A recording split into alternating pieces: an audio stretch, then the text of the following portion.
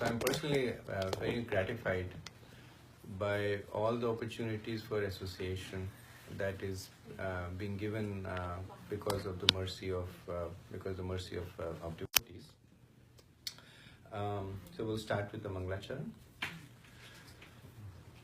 Om Ajnanatirmirandasya Jnananjana Shalakaya Chakshurunmilitam Yena Tasmai Shri Guruve Namaha Shri Chaitanya Manobhishtam Stapitam Yena Bhutale Swayam Rupa Kadamayam Dadati Swapadantikam Vandeyaham Shri Guru Shri Utpadakamalam Shri Gurun Vaishnavanscha Shri Rupam Sagrajatam Sahaguna Raghunatam Vitam Tam Sajivam Sadvaitam Savadutam Parijana Sahitam Krishna Chaitanya Devam Sri Radha Krishna Padan Sahaguna Lalita Sri Vishakha Vitanscha He Krishna Karuna Sindhu Dinabandhu Jagatpate Gopesha Gopika Kanta Radha Kanta Namastute Tapta Kanchana Gaurange Radhe Vrindavaneshwari Vrishabhanu Sute Devi Pranamami Hari Priye Vancha Kalpataru Bhayasya Kripa Sindhu Vyayevacha Patitanam Pavanebhyo Vaishnavebhyo Namo Namaha Jai Shri Krishna Chaitanya Prabhu Nityananda Shri Advaita Gadadhara Shivasadi Gaura Bhakta Vinda Hare Krishna Krishna Krishna Hare Hare Hare Rama Rama Rama Hare Hare. So Kartik started last week Wednesday, and just quickly wanted to give a little bit about coming attractions and Kartik. So Wednesday was the first day of Kartik, and it's also the day when one of the days when Krishna's Ras Lila was done. So this is the Sharad Purnima, and it is also the day on which the Nidhi Damodar Lila was done, when Srimati Radharani tied Krishna with strings. Yesterday was Ekadashi, and today is Dwadashi. Tomorrow is Triyodashi, which is Dhanteras. So this is the day when Lord Dhanvantri, he appeared from the churning of the ocean carrying the pot of nectar. So traditionally, there's a new vessel bought in the house and something cooked and offered to the deities. Then Tuesday is Narak Chaturdashi.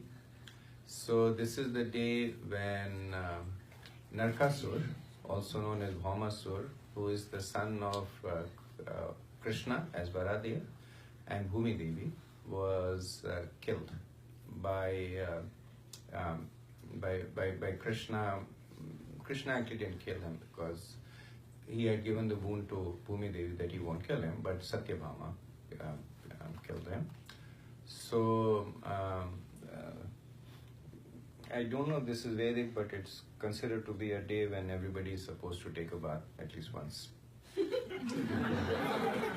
So at least when we were growing up, we were all said, you take a bath, otherwise you'll go to Narak. So that's why they call it. So the only correlation is that after Lord Krishna and Satyabhama killed Bhaumasur, they went back to Dwarka, and then there was Abhishek done. So they were given a ceremonial bath at the time. It's also Choti Diwali. Choti Diwali is the day when Lord Ram, he reached the outskirts of Ayodhya. So as you know, when Lord Ram returned to Ayodhya, then he did not enter Ayodhya because it was ruled by Bharat, his younger brother. And he sent Hanuman as a messenger, saying that Lord Ram is outside, what would you like to do? And Bharat, of course, was ecstatic, and the celebrations in Ayodhya had kind of began to welcome Lord Ram. So it's considered to be Choti Diwali. The next day, which is this week Wednesday, is Deepavali. It's a big festival. It's also the day when Damodar Lila was enacted in Vrindavan. So Vrindavan, because of both reasons, there's a lot of celebration. Because of Damodar Lila and because of Deepavali. Then the day after that, Thursday, is Govardhan Puja. So that is the day when Krishna, and this of course happened in different years. It's just that they were Kartik month, but in different years of the past time. So we'll be talking a little bit about that, which is Damodar Lila. This is the day when Krishna lifted Govardhan. And the day after that, Friday, is Bhai Dooj.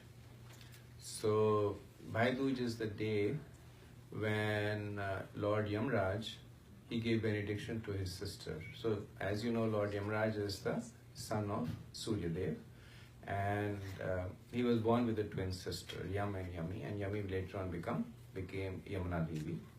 So Lord Yamraj on this day gave benediction. There's a pastime behind it, but on this day he gave the benediction that, so Yamuna Devi asked for this benediction from her brother, that anybody who takes bath in me will never see your face, which means will never go to Yamlok, which means will get liberated.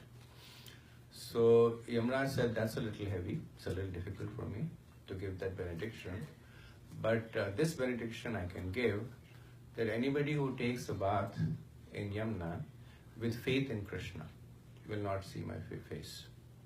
And so this day is also many people, especially in Vrindavan, they take bath in Yamuna, whatever is left of Yamuna, they take bath over there.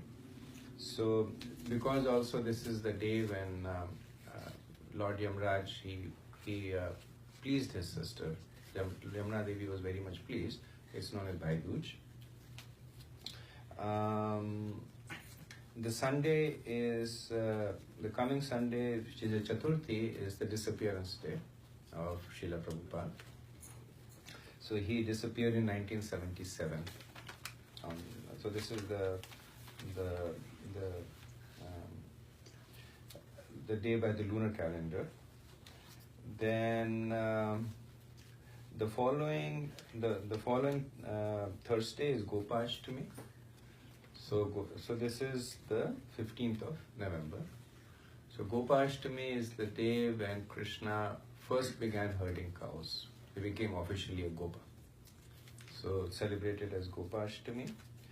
The day next to that, not next to that, 2 days after that, Saturday, is Kamsavad. So that is the day when Krishna killed Kamsa. And in Mathura. Then Sunday is Ekadashi. So Sunday we are, I think we are chanting 64 rounds. So it's also the first day of Bhishma Panchak. So it is also Devutthana Ekadashi. So it is Kartik. In Kartik it is Bhishma Panchak. In Bhishma Panchak it is Ekadashi. So very, very auspicious. And the 5 days of Bhishma Panchak are especially very, very important. Bhishma Dev himself gave several benedictions for Bhishma Panchak.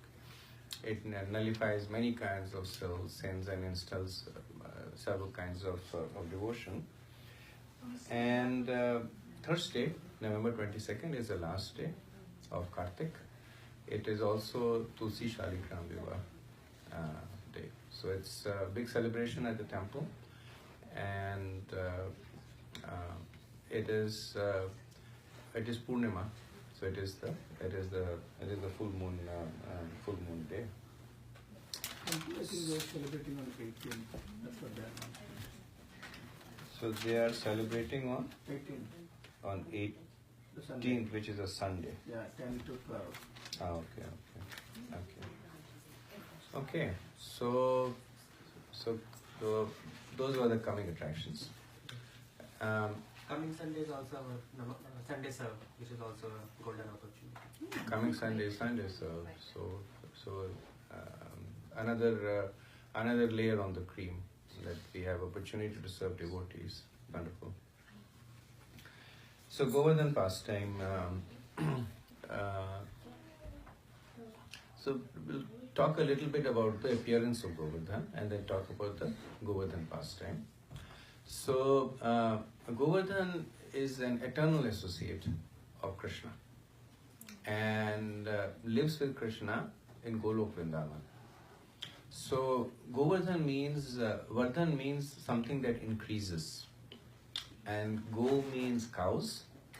Go also means senses. And Govardhan serves Krishna in both ways. That it increases the pleasure of Krishna, and it also serves the cows because it has water and grass and places for the cows to rest. So in the spiritual world, once Krishna, he indicated to Srimati Radharani that it was time for him to descend to the material world to perform his pastimes, and he requested her to come along, saying, "You come with me." And Srimati Radharani said, "I would like to come with you, but I'm very much attached to three things that I cannot live without. One is Govardhan, the second is Yamuna, and the third is the Vraj-Dhuli." So Krishna is Krishna. He said, "No worries, all three of them will be there by the time you come to Vrindavan." So different pastimes for each, but Yamuna Devi descended from the spiritual world, and so generally we consider Ganga to be the most auspicious water, but in Garg Samhita it is mentioned that actually Yamuna carries Ganga Devi into the material world, because Yamuna Devi descends from the spiritual world. Ganga Devi comes from the Viraj river. So the Viraj river is the one that divides the material world from the spiritual world, and that comes as Ganga Devi. It is very auspicious because Lord Vishnu, Karnodaksha Vishnu, is residing on it. But even higher than that is the spiritual world. In the Brahma Samhita it is said, "Golok namane nijadhamane tale chatasya devi mahesha haridhameshu teshu teshu." So he says Golok, the highest is Golok namane, nijadhamane, because Krishna personally resides. And then underneath, in ascending order, is Devi Mahesha Haridhameshu. So Devi Lok is the material world, which is under the protection of Durga Devi. After that is Shivlok, Mahesh, and after that is Hari, which is Vaikuntha. That is under the protection of Lord Vishnu. So Yamuna comes from Golok, and it comes along and carries Ganga. So Srimati Radharani was very attached to Yamuna and very attached to Govardhan also. So because of the benediction, Govardhan took birth in the family of mountain called Drona. It's called Dronachal mountain. It's kind of in the middle of India. It divides India between the north and the south. So Drona was very, very pious, and he had performed a lot of austerities to get a qualified son, and because of that, Govardhan appeared in his family. And when he appeared, then all the devas, all the personification of mountains, including Himalaya and Mount Meru and Mount Mandara, great mountains, all came and circumambulated and glorified Govardhan. And Govardhan was very, very beautiful, very, very, very enchanting and charming. So one day, it so happened that a great rishi by the name of Pulastya Rishi, he was traveling, and as he came by the area where Drona was there, he became very, very captivated by Govardhan. And he said that I'm going to Kashi, to perform austerities, but Kashi is flat. And as a sage, I like a mountain where I can have my kutir, I can be at a little bit of a height, do my meditation. So I want to take Govardhan along with me. So Dronacharya, Dronacharya said, this is a mountain, and he's my son, but he's a mountain. So Pulastya said, don't worry about him. I can carry him. So in his heart, of course, Drona's heart was breaking because very attached to his son, but he could not say no to a Brahman. That also of the stature of Pulastya. So he said, I'm okay if Govardhan is okay with it. So Pulastya turned to Govardhan and said, will you come with me and assist me in my austerities? So Govardhan was also of the same conception, that he didn't want to say no to a Brahman, but he didn't want to go to Kashi. So he said, I'll come with you, but on one condition, that if you put me down anywhere, then I'll stay over there. And you shouldn't pick me up again. Pulastya said, don't worry about it.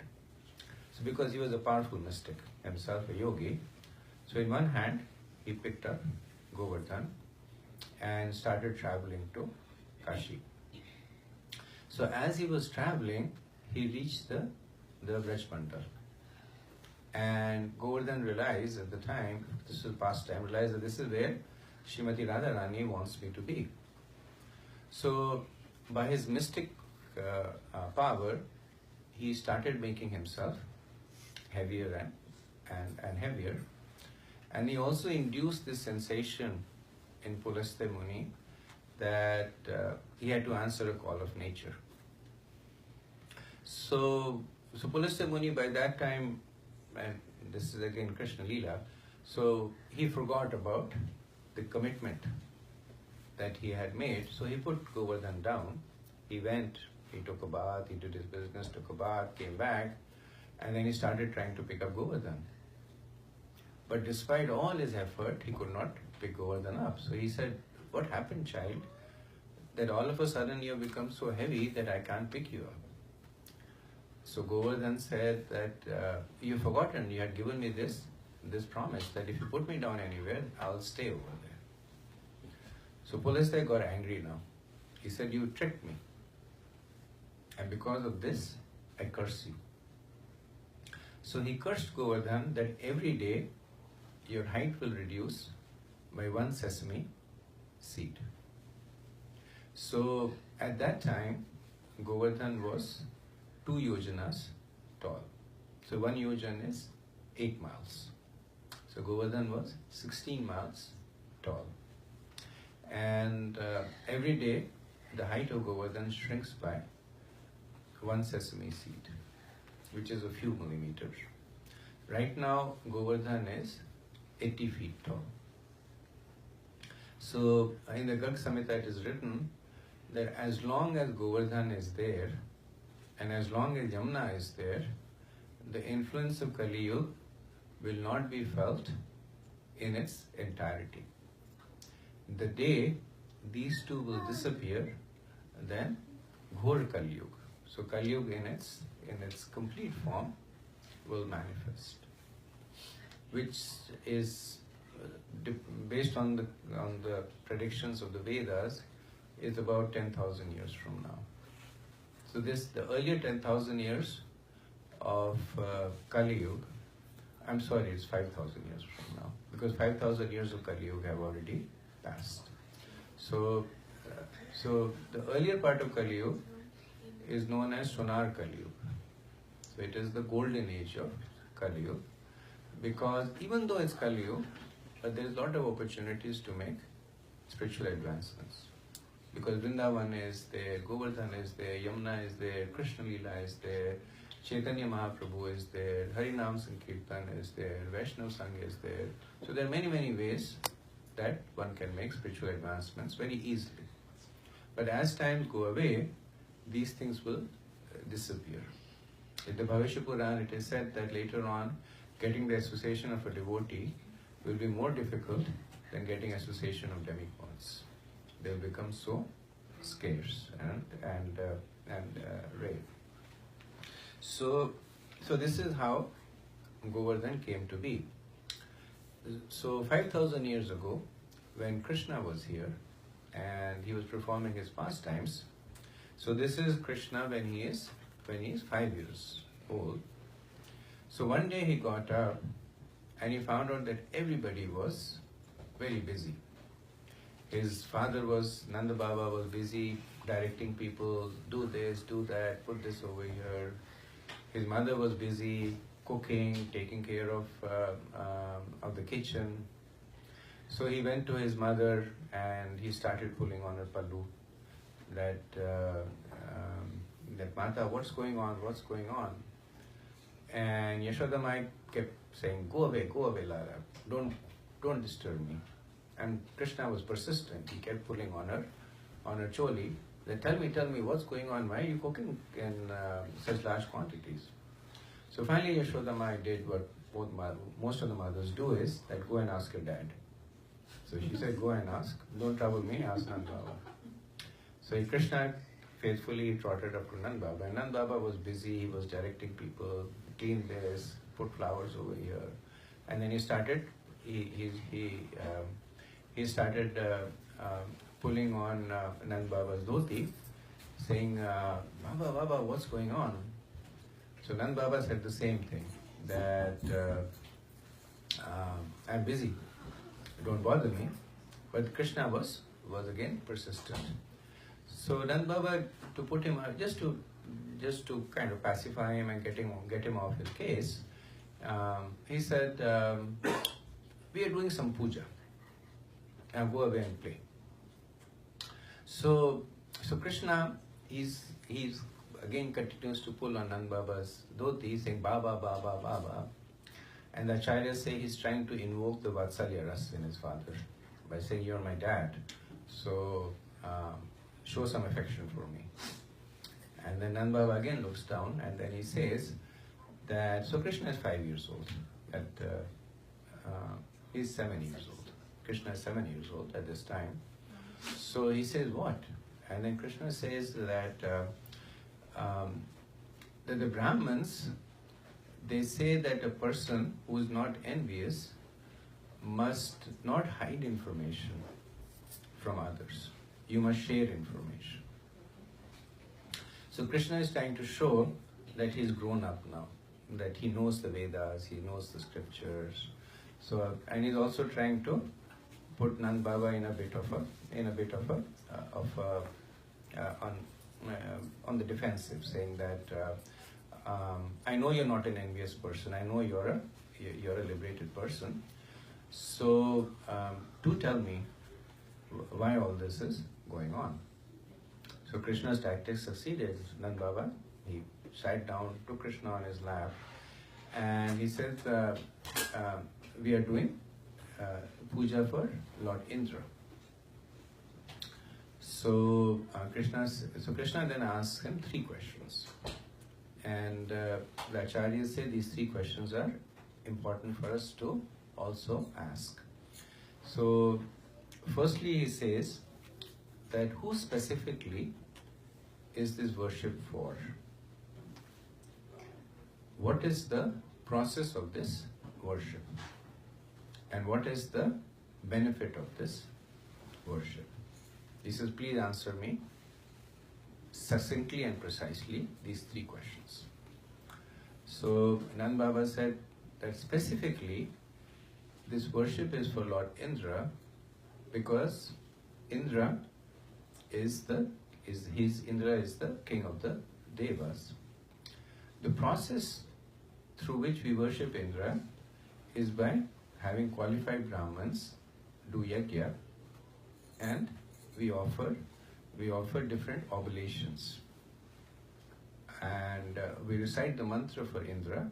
So the process of yajna is that when you offer an oblation, you are supposed to say the mantra of the receiving deity. So the receiving deity comes and accepts the oblation. So we recite the mantra for Lord Indra, and in this way he receives the oblations.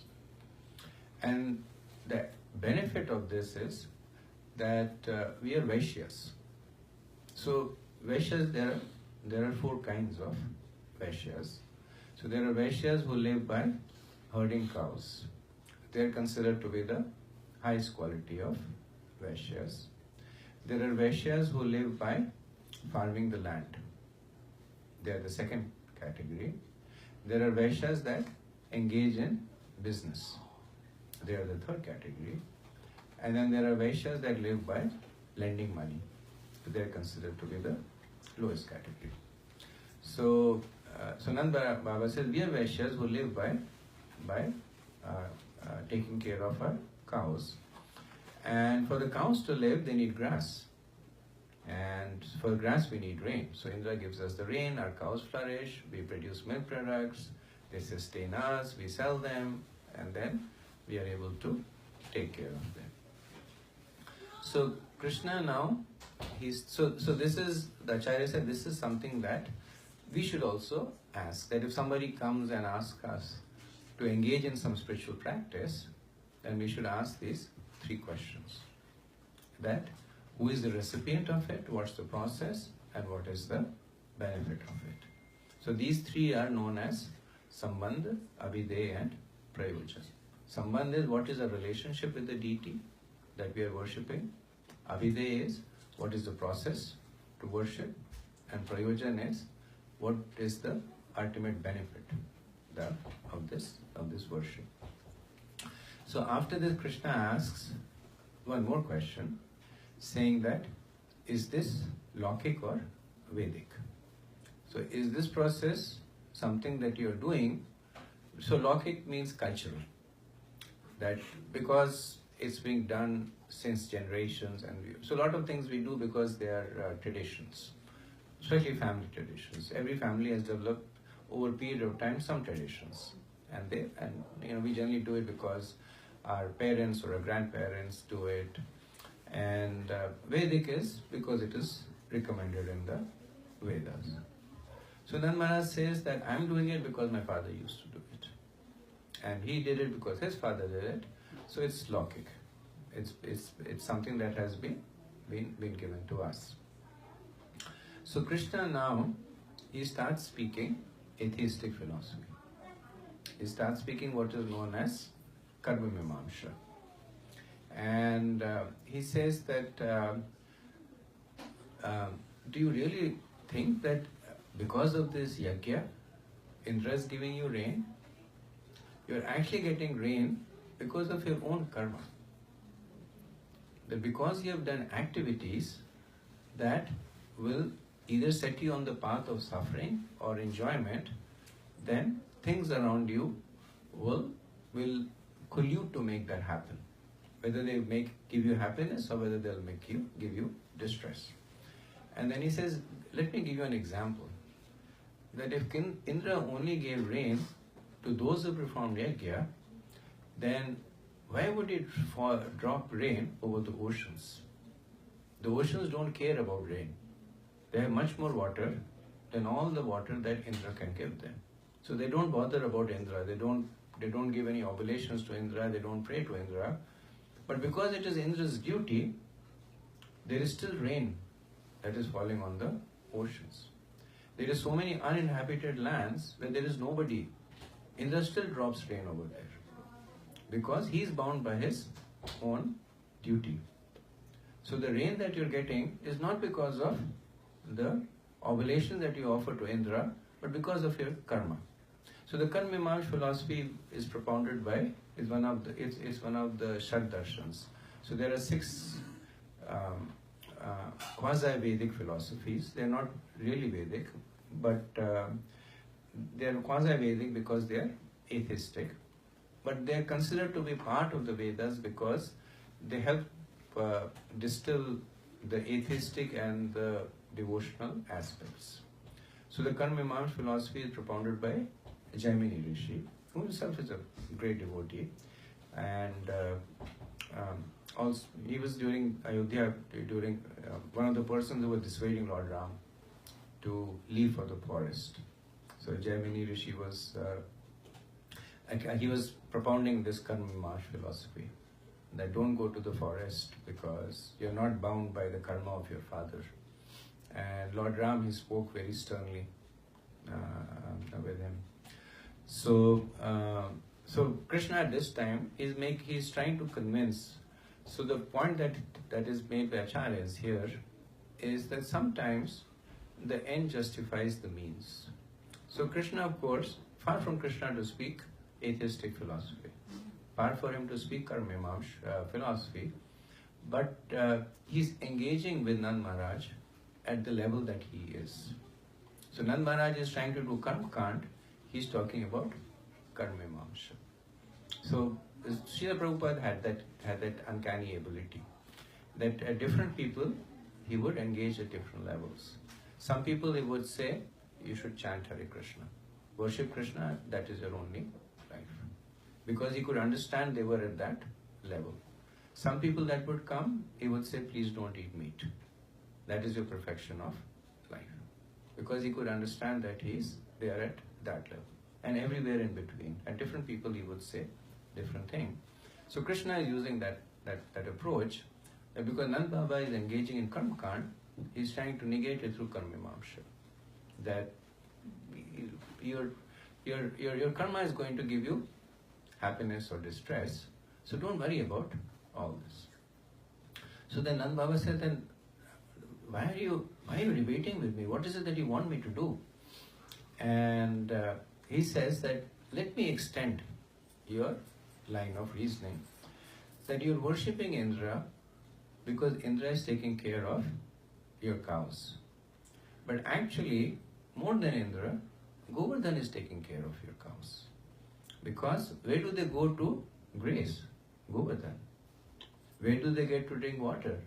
In the streams and the ponds on Govardhan. Where do they rest? There are so many cooling shades in Govardhan and they rest over there.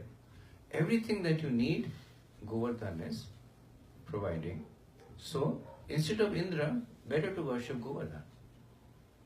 So Nand Baba said that. So Nand Baba says that's because he has a lot of affection for Krishna, and Krishna is also a child, and sometimes the children they latch onto something. I want this. So that time the parents generally they try to appease the children.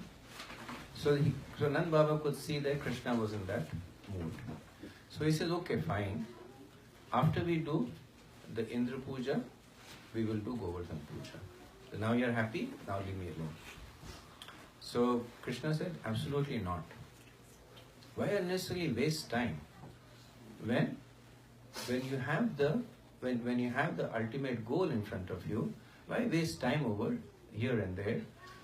Everything that you have, just use it for the worship of Govardhan. So, this is another important point in the Lila. But Krishna's mood is that of exclusive devotion. So he does not like when people say, I'll worship Krishna, along with Krishna I'll worship Durga Devi, and if Durga Devi is busy, I'll worship Lord Ganesh, and maybe if Ganesh is taking care of some other needs, I will also worship Shiva. So there is a saying that everybody's shelter, one who takes everybody's shelter is an orphan, because they never get that sense of exclusive protection, and it is much more so in the case of Krishna. So one of the early verses in Bhagavad Gita, Krishna says is Devasatmika Buddhir Ekahe Kurunandana Bahushaka Nantascha Buddhiya Vyasayana.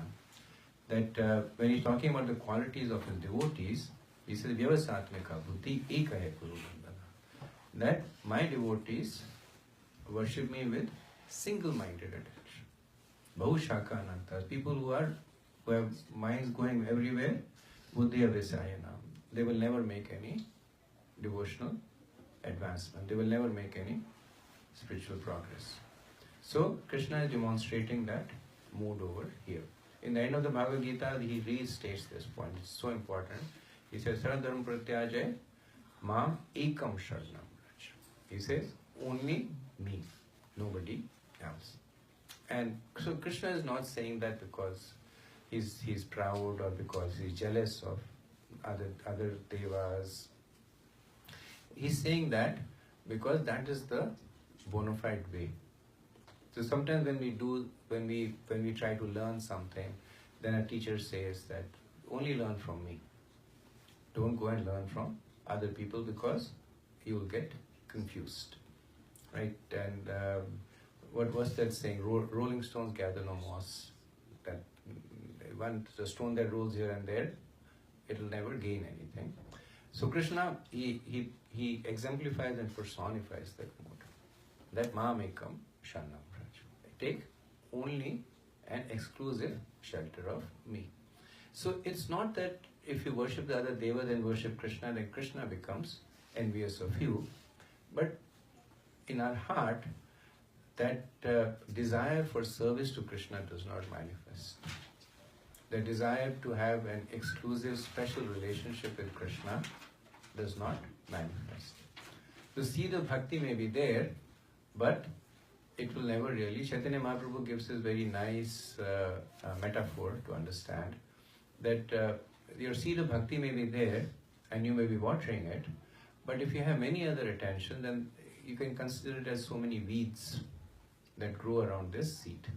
And they will, so if you're growing a flower, the weeds, they are more active in sucking away the nutrients. They take the water, they take the nutrients, and the flower, it shrivels and goes away. So Mahaprabhu says that when you're cultivating your seed of bhakti, just cultivate that in exclusion, without trying to mitigate. So the other Gopas, so they have a conference. The other Gopas say, I don't know, we have been doing this, it's a tradition. Nand Baba says, yes, but Krishna is saying, everybody loved Krishna. Nobody wanted to make Krishna unhappy. So then they turn to Krishna and they say that, how do you want us to do this? So finally everybody gets excited because Krishna is there, they want to see Krishna happy. So then they say, okay, how do you want us to do this puja? And so Krishna says that first worship the Brahmins, because Lord Vishnu, he eats through the mouth of the Brahmins. So Brahman Seva is actually Prasadam Seva. That's the way you serve Brahmins, is by giving them sumptuous prasadam to eat. So Krishna has one very intimate cowherd friend called Madhumangal, and he's a Brahmin. The other Gopas are Vaishyas. So Madhumangal always makes use of this, his Brahmanical. So he always makes use of his Brahmanical heritage to get food everywhere. Saying, I'm a Brahman, give me laddu. I'm a Brahman, give me more food. Don't upset a Brahman. Make sure I get more than everybody else. And he's, of course, in a joking mood. But shastrically, that's how. If we get Brahmins in our house, then Prabhupada would say that at the minimum, you should offer them a glass of water. You should of course offer them prasadam, but at the minimum you should offer them a glass of water. So he says first worship the Brahmins by offering them prasadam, then worship Vishnu through fire. So then do a yajna and offer the oblations to Vishnu. Then worship Govardhan by food, anna. So now the whole village is happy. So they're cooking and everybody is talking about this new yajna that Krishna has started. So as Krishna had instructed, the Brahmins are first worshipped. They're given prasadam to honor. They're given Nand Baba gives in charity to the Brahmins. Then the qualified priest, they perform the yajnas, chanting the mantras to offer to Lord Vishnu. Then the cows are worshipped. The cows are nicely painted. Their horns are adorned with gold. Their hooves with silver, and scented water is thrown on them.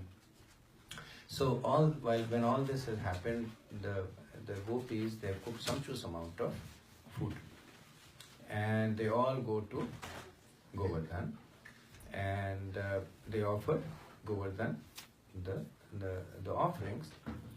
So at that time, Govardhan appears as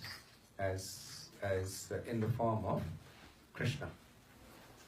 So and everybody is amazed that there is Krishna, there is little Krishna here, and then there is a Virat. There is a huge Krishna appearing as Govardhan, and then starts eating. So the gopis are expert cooks, and they had cooked in sumptuous amounts. But Govardhan is a mountain, and quickly starts eating and exhausts all the offerings. And then what does Govardhan say? Aniyor, Aniyor, give me more, give me more. So the gopis, they are expert cooks. They quickly cook more, and they eat that also and say Aniyor, Aniyor. So the whole food in the village, they are running out of it. And they are all worried because if you are offering, you should not leave the guest hungry.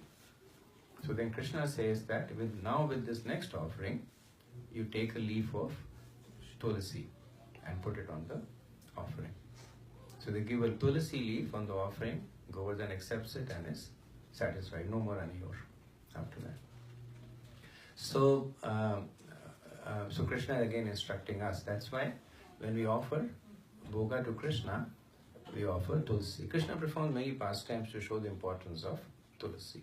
So there is, of course, during the Tulsi Shaligram Vivaha, we'll hear that pastime, that Krishna gave the benediction to Tulsi, that anything that you accompany will satisfy me, anything that you do not accompany will not satisfy me. And there is a pastime in Dwarka also, where Satyabhama, she wanted to do Tuladan. So Tuladan is, because Satyabhama came from a very opulent family, so she wanted to little bit show off her opulence. So she said, Krishna, you sit at one end of the balance and I will put gold on the other end. And I will give in charity your weight in gold.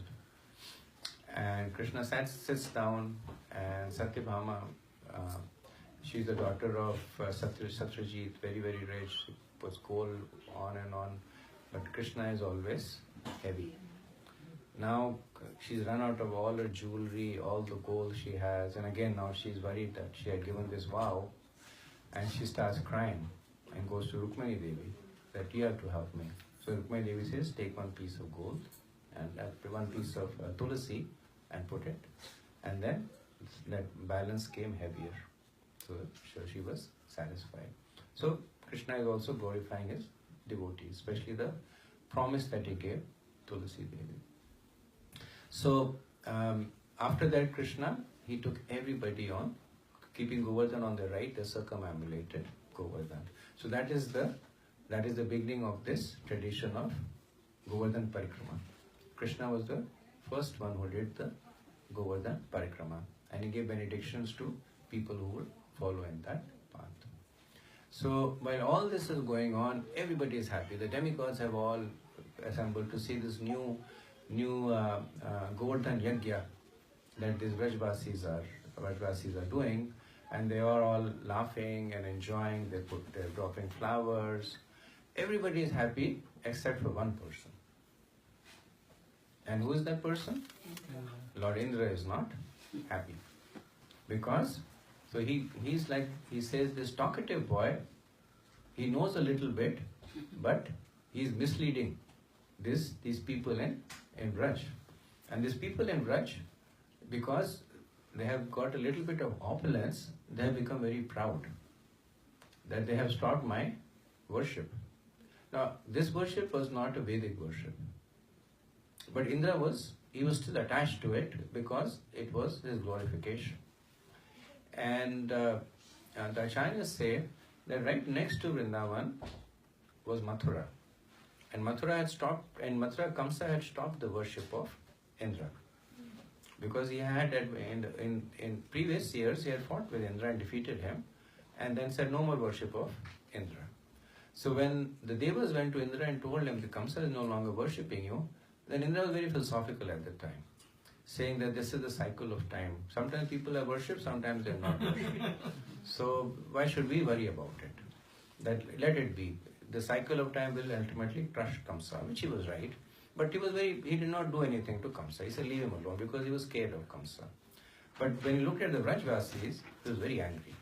His eyes became red. And in a loud voice he summoned the Samvarta clouds.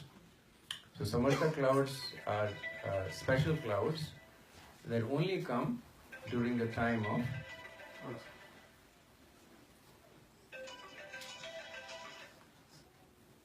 So the Samartha clouds are special clouds that only come during the time of Pralay. That when the universe is being destroyed, then the scriptures say that first there is flood. And after the flood, there is the sound effects of the background. So there is flood, and after the flood there is heat, and everything gets dried up, which sucks the life out. So the Samartha clouds are just hanging around saying this is not the time for destruction, and then Indra says come. So they say that it's not our time to come. So Indra says that I am Indra, I am ordering you. You and the Maruts. The Maruts are in charge of the wind. You and the Maruts, you go to Vraj and then you inundate that place with wind and rain. And I'll be right behind you. So Samartha clouds say wait a minute, Indra. So they all knew about Krishna. So Krishna's Lila has been going on, they're witnessing it. They saw Krishna kill Putna, they saw Krishna kill Trinavat, they saw Krishna kill Aghasur. So these were so powerful demons that even the demigods were afraid of them. So they were aware. Maybe they were not aware of Krishna being the personality of Godhead, but they were aware that Krishna is a great personality. So the Samartha cloud says, wait a minute, Indra, you're sending us and you're going to come behind us. Maybe you should go in front of us and we'll come behind you. And Indra said, no, I'm calling Airavat. The Airavat is his elephant. He said, I'm calling Airavat, I'll come with my Vajra. But you go ahead, I'm right behind you. So the Acharyas say that when a person deviates from the path of spirituality, then the first thing that appears in their heart is fear. So because Indra was deviating from the path of spirituality, that he was doing something that in his heart he knew, Indra was to a great extent aware of Krishna's position, because it was in response to the prayers of Indra to Brahma and Brahma to Krishna that Krishna appeared. So he was to a great extent aware of Krishna's position, but his ego was more. His anger had overpowered him. So when that position was mitigated, the position of spirituality, then the first thing that appears is fear. So one of Krishna's name is Abhay. That when you are in contact with Krishna, then there is no fear. So fear is only a characteristic of the material world. In material world, everybody is fearful of everything all the time. That's the nature of the material world. Prabhupada would say that sometimes we think that animals are having such a good time, the birds are flying, the butterflies are flickering. But he said that the birds are flying because they are trying to fly away from the vulture that is going to eat them. The butterflies are flittering here and there because they are desperately looking for some food. Otherwise they will starve and die. The deer are frolicking in the forest, not because they are frolicking, but because they want to escape the lion that is hunting them. So even things that appear to be beautiful, they are actually motivated by fear. So Indra had the fear, but because he was king, he was able to convince, or rather order. So because of that order, the Samvarta clouds and Maruts, they attacked Vrindavan. So huge columns of water started falling. and the winds that were completely like a hurricane, they landed on Vrindavan. And all the Vrajvasis at that time, they took shelter of Krishna. So that is the nature of devotees. So sometimes when we execute devotional service, we say that, is it okay to ask Krishna for stuff? Is it okay to ask Krishna for good health? Is it okay to ask Krishna for a promotion? And we can see from here, yes, it is okay. If you don't go to Krishna, who else will you go to? But it is not okay to only ask Krishna for these things. So just like a son has a relationship with a father, if the son needs anything, he goes to the father. Who else will he go to? But then he is also obedient to the father. He also loves the father. He also serves the father. It's a part of a package deal.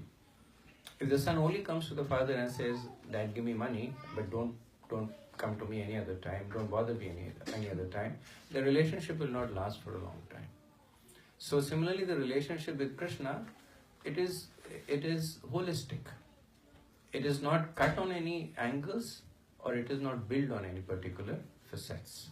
It's not that we can't ask Krishna for things, for protection, but it's also not that we only ask Krishna for that. It's part of our complete relationship. So the Vrajvasis, they rush to Krishna, saying, Krishna, protect us, what is this going on? And Krishna could of course see that Indra is doing that.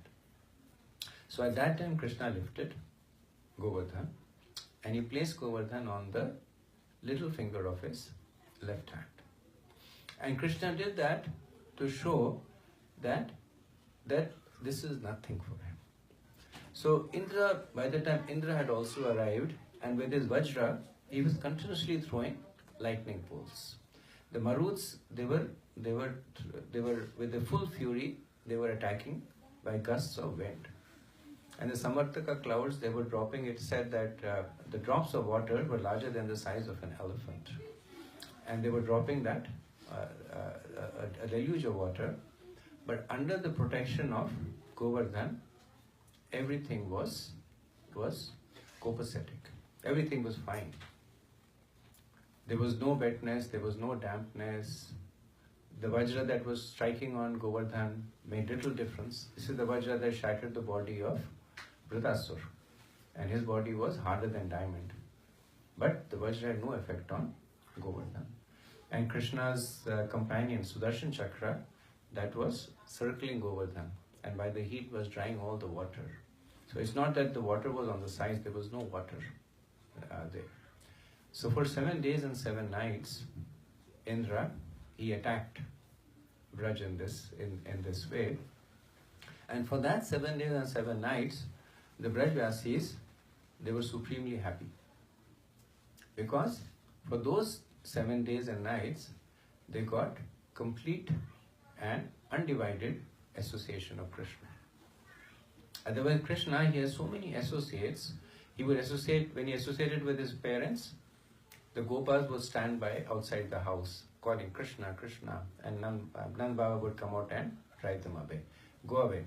Krishna is studying now. Or Yashoda Maya would come and drive away. Krishna is tired now. Go away. So only the parents could have association with Krishna. When he went with the Gopas, then Yashoda Maya, she would follow Krishna all the way. As far as she could see Krishna, she would follow. Krishna would stop at points and say, okay, Maya, go back now. And she would pretend to go back and again follow Krishna until Krishna was out of sight. And then she would feel separation from Krishna. Then during night when Krishna would associate with the gopis, nobody else could associate. So at different times of day, they would lose association with Krishna. And for devotees, losing association with Krishna, each moment is like a yuga. Mahaprabhu in Ashtashtakam, he says, Yugayitam nimashena chakshusha prabarshanam shunitam jagat sarvam govinda virahanam. So Yugayena nimashena. Nimashena is a fraction of a second. But Yugayitam looks like a yuga. Shunitam jagat sarvam govinda virahanam. So they felt that keen sense of separation from Krishna. But for that 7 days, Krishna was there. And everybody was with their own rasa associating with Krishna. Yashodamai was rubbing his hands saying, because she never believed that Krishna was holding up the mountain. She always believed that Nand Baba was holding up. And she would say, why are you standing with your hand up? Put your hand down. Your hand will start aching. And she was rubbing oil on the hand, that I don't know what's happened to my Lala. Unnecessarily is holding his hand up. But she was constantly by his side. The Gopa friends were all around Krishna. They were joking, they were laughing. Nand Baba was there. The gopis were there. If you go to Vrindavan, they say that Krishna did not lift Govardhan. It was Radharani's sidelong glances that lifted Govardhan. At one point, the Gopas, they put up their sticks, saying that we are holding up Govardhan. And of course, because Krishna has a little bit of a chivalry rasa, so at that time he lowered his hand, and Govardhan came down, and all the Gopas they became very perplexed, and then Krishna lifted Govardhan again. So the 7 days, it was so much of fun and feasting that nobody even noticed all this mischief that Indra was doing. And finally Indra realized who he was up against. So he called back the Samvartaka clouds, he called back Marut, he went back to his kingdom, and everybody was so absorbed that they didn't even notice that the rain had stopped, the lightning had stopped. And then finally some of the older Gopas, they told Nand Baba that it's not raining anymore, let's go out. So one by one, everybody left, and of course the last to leave was Krishna. And Krishna, he put down the Govardhan mountain. And the Vrajas, they continued with their life, that, another wonderful pastime. And different people gave different explanations for it. Yashodamai went around telling everybody that Nand Baba was holding up the mountain. The Brahmins went around saying that we were chanting the mantras to hold up. The Gopas were saying our stick was holding up the mountains. Because their mood with Krishna is that Krishna needs to be protected. Krishna is the small 7-year-old, he needs to be protected. Now it's a little in contrast to the mood of them seeking protection from Krishna when there are calamities. But it also exemplifies the mood of a devotee. So we have deities in our house and we take care of the deities. So we feed them, we serve them, we bathe them, we put them to sleep. But we also go to the deities saying, I'm in trouble, take care, or please help me in our spiritual life. So both the modes they're not opposite to one another. They actually support one another.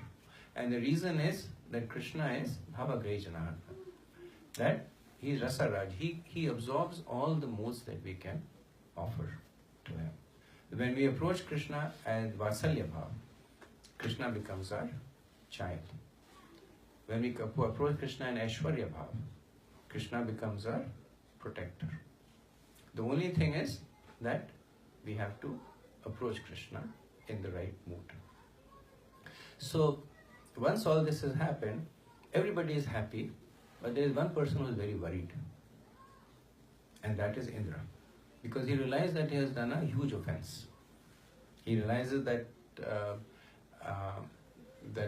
this person is none other than the Supreme Personality of Godhead, and I'm in big trouble now. So Indra, if you look at the scriptures, Indra has a habit of getting into trouble. He does so many things that he gets into trouble. So he's also an expert at extricating himself from trouble. So he's an expert politician that way. So who does he go to? He goes to Surabhi, because he knows that Krishna is Namo Brahmanaya Devaya Go Brahmanaya Hitaya Cha. He is very affectionate to cows, and Surabhi is the preceptor. She is the mother she is the wife of Kashyap, and from her all the cows appear. So he goes to Surabhi and he says very pleadingly, he says, "My dear mother, you have to protect me." And Surabhi, of course, being a lady, a woman, is very, very merciful, very kind, and she says, "Okay, I'll come with you." So along with Surabhi, Krishna goes, and he waits until Krishna is in a solitary place. So Krishna of course knows that Indra is now keen to make amends. So he finds a solitary place and he sits over there. And Surabhi comes and she does Abhishek of Krishna with milk. So that place is close to Govardhan. It's called Surabhi Kund. And if you do Govardhan Parikrama, you will see that the water there is milky. It's whitish over there. And Indra, he glorifies. He glorifies Krishna. So at that point, Indra, he gives Krishna this name, Govinda. So Govinda is Govind means one who gives pleasure to go. So go is one who gives pleasure to the cows and one who gives pleasure to the senses. So he gives Krishna this name, and he bathes Krishna's lotus feet with his tears. And there is another kund close by Surabhi Kund, which is Indra Kund, which is said to have been formed by the tears of Indra. So Indra, he's of course a devotee. He's genuine. It's not that he's crying artificially or he's all fake. But he has that. He's a king of. So as a king, he has to do politics. But he's at that position because he is a devotee of Krishna. Many times Indra gets into trouble, Krishna comes and protects him. So the Indra Kund, the water there is salty because it's said to be made by the tears of Indra. So then Krishna says that to Indra, he says that I cannot tolerate pride in my devotees, and for that reason I wanted to teach this a lesson to you. So important lesson for us as aspiring devotees is that one quality that drives away Krishna very quickly is ahankar, is pride. Even being proud of being a devotee. Even that's not true. Sometimes devotees feel that I'm worshipping Krishna, I'm going to go to Golok Vrindavan, my neighbor is going to go to hell. Right? So they say my neighbor is eating meat, my neighbor is not worshipping Krishna, poor guy, going to hell, I'll be looking at him from Golok Vrindavan. Right? So that sense of pride, it makes the heart hard. Bhakti cannot germinate in a hard heart. And Krishna, he chastises Indra for this, but then he ends and then he says that may all be well with you. So Krishna's mood to the devotee is that even if a devotee deviates, Krishna will not let go of the devotee.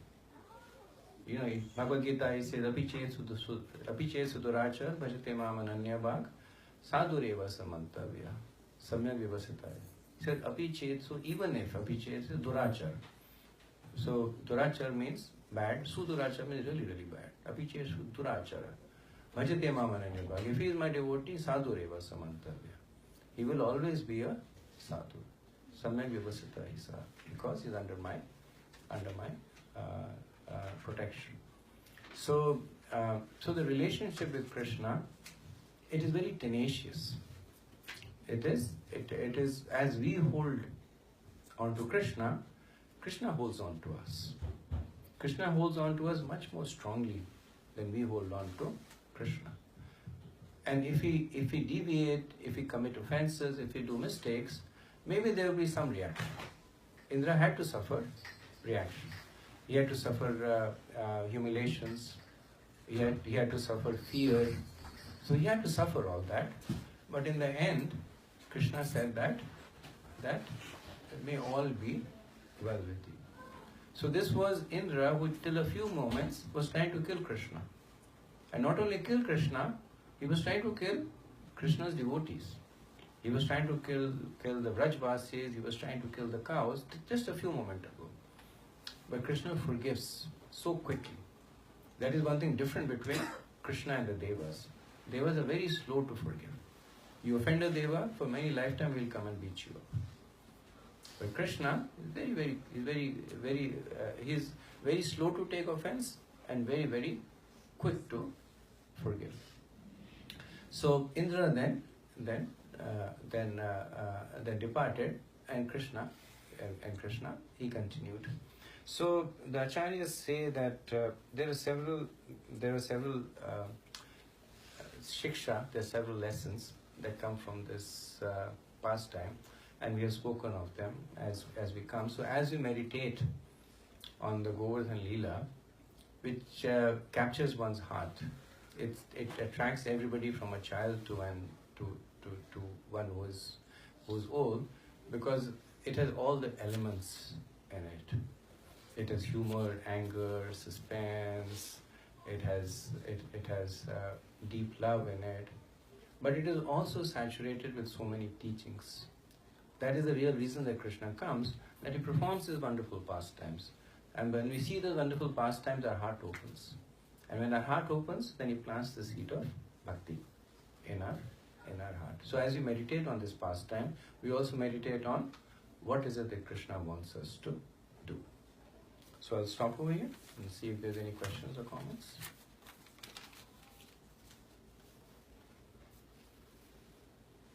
How many people have done Govardhan Parikrama?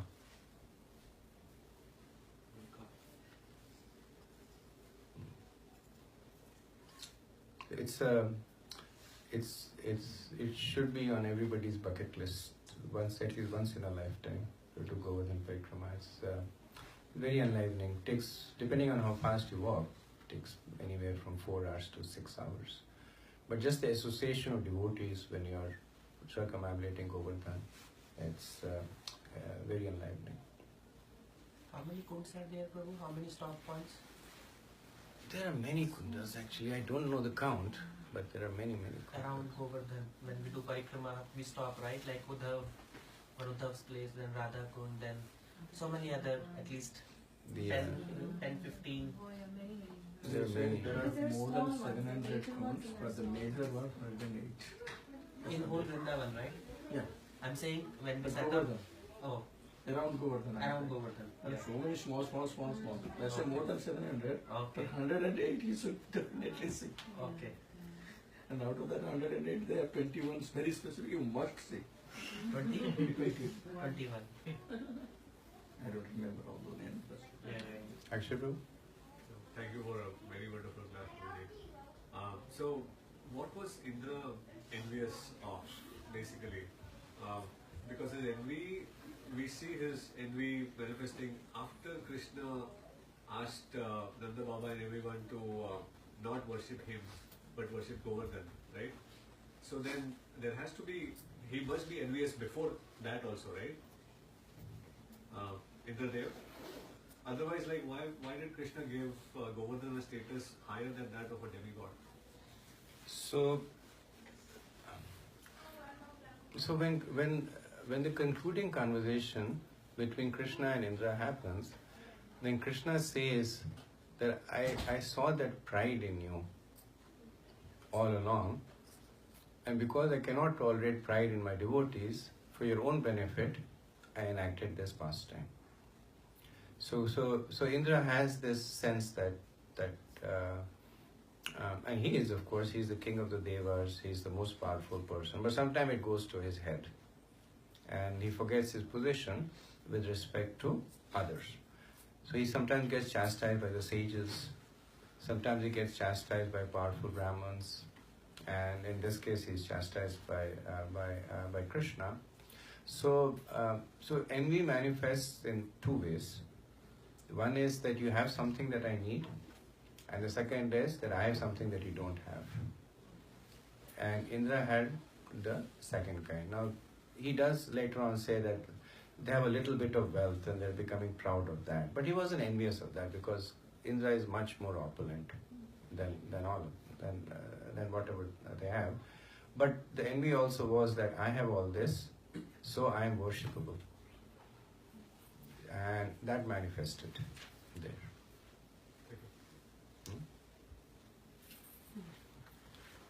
So in the past time, Govardhan get cursed by Lakshmani.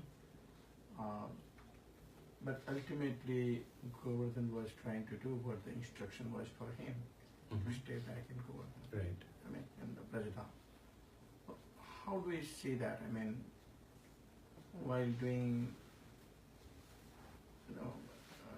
devotional service to Krishna, this kind of situation, it comes.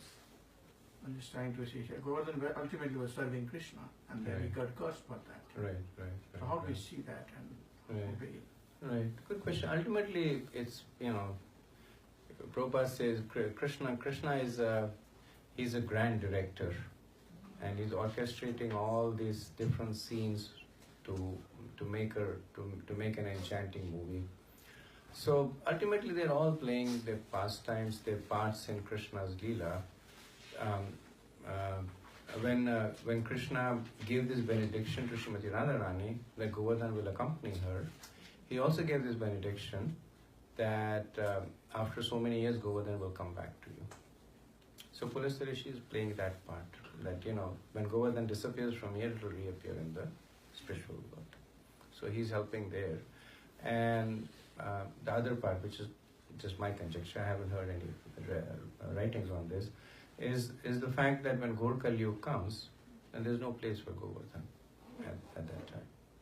So he's a pure devotee of Krishna, so there's no place for him. so in a way, that course is a boon for him to go back to spiritual world. Right. Because even now, I was reading some time ago that they were trying to mine Govardhan. They wanted to, companies were bidding to buy because there are ores in Govardhan, so they wanted to buy drilling rights, and the government had actually sold drilling rights on Govardhan. But then there was a group that was formed, and there was a lot of political protest, and so it basically stopped. It was stopped out there. So the time is like that. The time is that Yamuna is polluted. The Yamuna that comes to Vrindavan is actually the sewage from Delhi. So Krishna is kind to his devotees also. He does not want them to spend too much time in such demoniac environments. I was wondering about the time span of the Kali Yuga. You said it's 10,000 years. Is it from the Dwapar Yuga, or is it 10,000 years after Mahaprabhu appeared? So I was under the impression so far that if the golden age of Kali Yuga is the 10,000 years from the time Mahaprabhu appeared, which is like 550 years back now. So the Kali Yuga lasts for 432,000 years. Yeah. So that is from the time that Dwapar Yuga ended. Okay. So we are 5,000 years into Kali Yuga, and the remaining is there. The Shunar Kali Yuga will last for another 5,000. Which means the core Kali Yuga is like a really, really long span then. The 422,000 years. It's a long time.